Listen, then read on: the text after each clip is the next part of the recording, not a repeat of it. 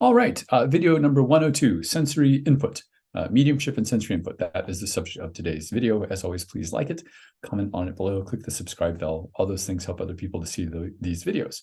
So I want to talk today about how I get sensory input from people in spirit. It's not always as straightforward as you might think it would be, which may be your experience if you're a new or beginner medium.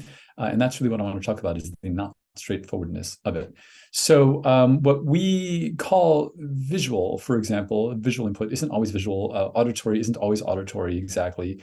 I think the example I gave in the last video was that often I'll say, I'm hearing such and such, but really I'm remembering a certain sound from some past point in my life. Sometimes I will hear things as though they're shouted from outside my house, but a lot of the time when I say I'm hearing such and such, it's really the memory of. So that's not really an auditory thing, but I refer to it as auditory. That happens to a lot of us. In my day-to-day life, for example, if I might see a picture or a video of a pile of puppies, like all playing with each other, that makes me feel the softness of them in my hands. So it's a visual input, but what I'm experiencing is the sense of touch. When I see stuff like, I know I said in the last video, there was a television muted in a room I was in, and somebody turned on a lightsaber. There was a Star Wars movie, and I heard in my head the sound of a lightsaber coming on. So that visual stimuli created an auditory input in my head. So it's not always that straightforward, but you have to let it be whatever it's going to be. So when I first started engaging in mediumship for just to practice, not even for the general public, just in practice circles, I wasn't sure if I was making things up, which I think we've all experienced. Most of us have certainly experienced that. We think, am I making this up? And even as the person opposite you is saying, yes, yes, yes, I understand, it still feels like it's being made up. So right away, they were very helpful to me. When I get the same thing, this may happen to you, when I get the exact same thing two different ways, that's always spot on. So if I'm in my head visually, if I'm seeing the actor Sidney Poitier and I'm seeing the Sydney Opera House, I know to say Sydney. That's the word that's in common for those two things. But I also realized eventually that if more than one sense was involved with the same piece of information, that was always spot on. So if I was connected to someone in spirit and I was remembering a dog walking past my house the day before, and I can suddenly feel a dog sitting next to me, I know to talk about either I'm connected with a dog or I know to talk about the person having a dog. If I'm thinking about pictures I've seen of my dad, and then I also see in my head a picture of a Sara Lee cheesecake, Lee was my father's name. So I know to say Lee, because those two things are so unrelated, cheesecake and my father unrelated, but for the word Lee. So, and every time I've gotten things, which is most readings, every time I've gotten things to the same thing, two completely different ways, it's always spot on. So this is really for beginner mediums. It's very easy for our brains to make up images, which is why because we're bombarded visually, especially with all the screens in our lives these days, we're bombarded with visual images. So it's really easy to make those up. And that's partially why when you begin engaging in mediumship, you're wondering, am I making this up? So this is a good shit. This really helped me, this advice. It's a little bit harder for our brains to make up a sound, and it's much harder for our brains to make up a feeling.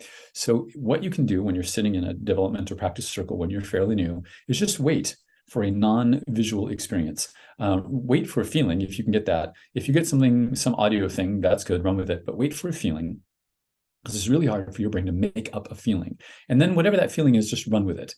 So early on, and it doesn't always go where you think it's going to go. So early on in my development, I was trying this advice. I'm like, okay, I'm going to sit here, and I was getting all these images in my head. And I'm like, I'm just going to wait until I feel something. And all of a sudden, I could feel, really, it was the memory of the feeling when I was waiting tables. I was 19 years old, and I was pouring boiling water into a pot, and I looked away. Something distracted me, and I poured boiling water all over the top of my hand. It was excruciating. And all of a sudden, I was deeply in that memory, and I knew I had tables to wait on, and I had to get food for someone else, and someone was asking for their help with the table, and I had the pad you take notes on, and as a waiter, and I'm like, oh, this person that I'm connected to waited tables. She was a waitress. Sure enough, she was. So even though that reading, that connection began with the burning sensation or the memory of being burned, where it went to right away was the person's profession, really accurately. So just wait for a feeling, wait for a non-visual. And that's, I don't know, that's sometimes I still do that. I guess the whole point of the video is sensory input isn't always what it seems it is, or isn't always what it seems it's going to be. Had I started immediately talking about being burned, I would have gotten that. No one would have been able to take that. my sitter wouldn't have been able to take that in that last example with the waiting tables. So just let it happen. Just wait for non-visual if you're practicing, or if you're dominantly, most of us are dominantly visual. If you're dominantly auditory, for example, wait for a non-auditory, but wait for a way that's not the way you usually do a reading or the way you've been doing readings, and just and then let it go where it's going to go. You just have to relax. It's passive. Mediumship is passive. Let it go where it's going to go.